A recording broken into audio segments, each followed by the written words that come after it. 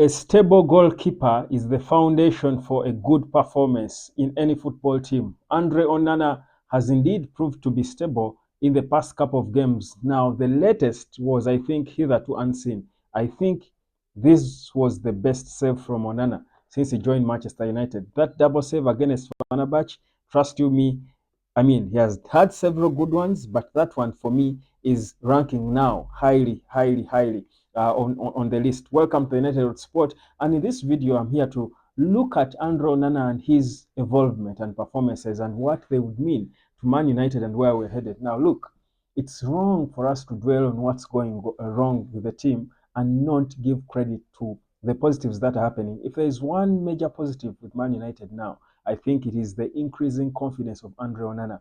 I think clearly he is making fewer and fewer mistakes in each and every game. And even when you thought at some point he was overly exposed, he's almost used to the overexposure, but also the exposure itself has reduced. I think we're a little more compact in the middle, and meaning that he's not really always going to be susceptible to consuming shots from the opposition. But the one thing that I think has improved a lot about Andronana is his reflexes. I think you saw last month when he got the best save for the month of September for his double save against Crystal Palace, if you do recall. That was for me proof of how good a goalkeeper he can be. I've always been consistent telling you that even during his lowest of lows, Andre Onana is still a world-class goalkeeper. That's why we paid 50 million quid for him because he's a world-class goalkeeper. Just that he arrived in a bad team, poor midfield, so meaning he was so overly exposed, and with the intensity of the Premier League, it was always difficult for him to cope with it. But now he has, and you see him so comfortable. I think he got on the ball against Fenerbahce. I think he probably got on the ball a lot more times than most of the outfield players, not just for Man United, but also for Fenerbahce. I think he was the one player who had more touches on the ball than most of the rest. Now that shows you a goalkeeper who is confident, still doing the things he warned us about, that he will take more risks and make short passes in the back line or in the middle. His ball distribution is better, and because people may only focus on his saving abilities and making those critical saves, but also his ball distribution for me is extremely impeccable. He's making better decisions now in his ball distributions. I thought at some point he was inviting pressure on himself and his teammates. Today, he knows when to shoot the ball long. He knows when to pass it short in the middle. He knows when to pass it wide. He knows which players not to risk passing the ball to when they are pressed. I think there is a significant improvement on Andre Onana and his entire game, 360. So, what does that mean to Man United? I think first of all, it brings confidence in the outfield players. When you know you've got a firm goalkeeper in the back behind you, you're certainly going to be comfortable. You're going to be calm. You're going to be expressive. You're going to try out things.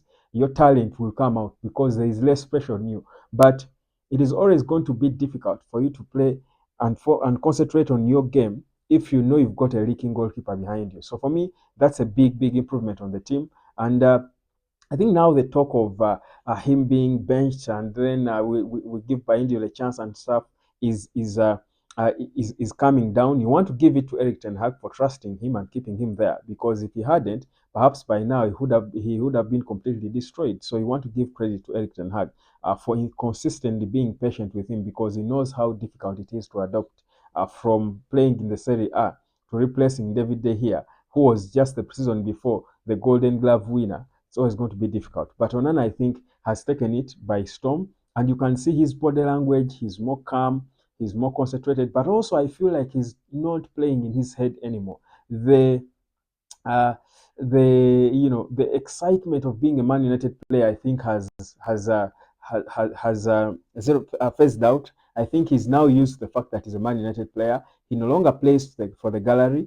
He's concentrated on the pitch. Even when he makes a good save, he's not, giving you these vibes of, I'm the man, it's my time, it's my moment. He's no longer doing that. He looks more mature. He looks more focused on his game. You can see that he's focusing now on I think, proving to people out there that indeed he was the right person to come in and replace David De Gea. You love to see it. So beautiful stuff there. Now the only issue that he might be dealing with lately is the fact that he does not yet have a stable backline in front of him. And for any goalkeeper, they'll all tell you that is always going to cause issues for you. Of course, he's dealing with them well, but he will certainly want to have a more stable backline in front of him, because then you can communicate better, then you can master each other better, you can know your colleagues' weaknesses and strengths better. But one day he's playing with Evans and Maguire, the next day it is Maguire and Delete, the other day is Martinez on the left, with Delete and Lindelof. Then the next day it's another pair. It's always going to be the some days it's now Dalot inverted. Then the other time it's Mazraoui inverted. That confusion in the back line is not good for him as a goalkeeper. But again, I will keep insisting. I give it up to him for holding it together and being consistent, because even through all these changes, he has been consistently performing and delivering results for Man United. So it's a beautiful thing to see. The other thing, though, I also want to see him improve on, I think, is whereas, yes, the way teams play lately and how Eric Ten Hag wants to play from the back and what, I think if we make use of Onana's passing accuracy and his ability to pass the ball long, his ball distribution, I think we can get more goals either on the counter, but also we can easily catch teams on the break. But also, if you do recall the goal that we scored against Man City in one of our losses last season to them, that goal by Marcus Rashford, it's a long ball by Onana to Bruno Fernandes, I think. Then Fernandes properly controls it back to the goal, then sets up Marcus Rashford for a bullet. Uh, I think we can see more of such moves with Andrew Onana. I think he can try to reduce a little more on the passing in the back and play those a little more. I feel like those are more Man United balls, and of course, people will tell you that one road football is something of the past. But I mean, I feel like that's what Man United plays. I feel like we cannot, and I'm not saying we cannot play the short passes. We've got to balance, but I feel like the longer passes should be a little more.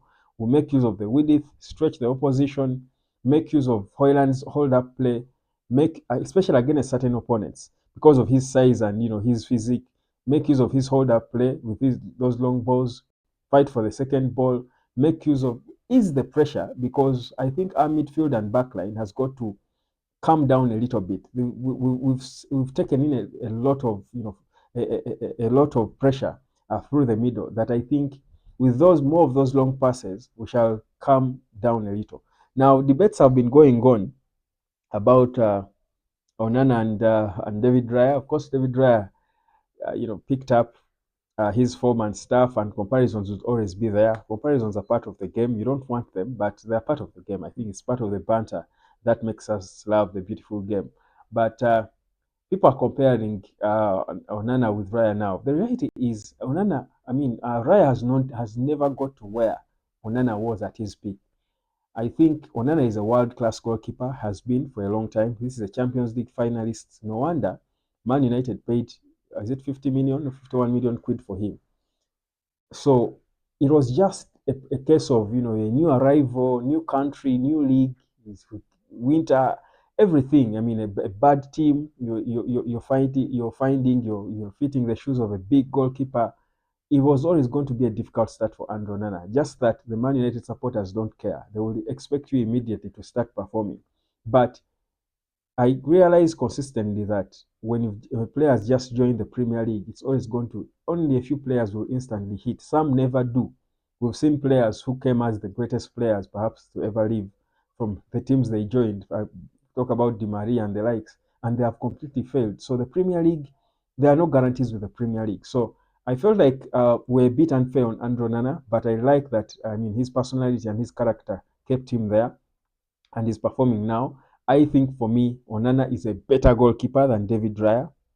Yes, he might have dropped in form, but I think Onana is a better goalkeeper than David Raya, perhaps better than almost, if not all, goalkeepers in the Premier League. He's a world-class goalkeeper who just had a bad spell, understandably. Same way, I kept telling people of Emmanuel Ugarte and how good he can be, but just because of a slow start, people were already writing him off. But Ugarte gave a glimpse of what he can do. We saw him against Fenerbahce, big team, but he was winning all duels. And my only worry about Ugarte's performance is that Erik Ten Hag might then be compelled to resort back to his initial single pivot that he played with Casemiro in the first season, and that's a bit of a risk because to again then bring a lot of load on Ugarte, and his good form might disappear with the pressure. I hope Erik Ten Hag is not compelled to do that just because of how Ugarte performed against Fenerbahce.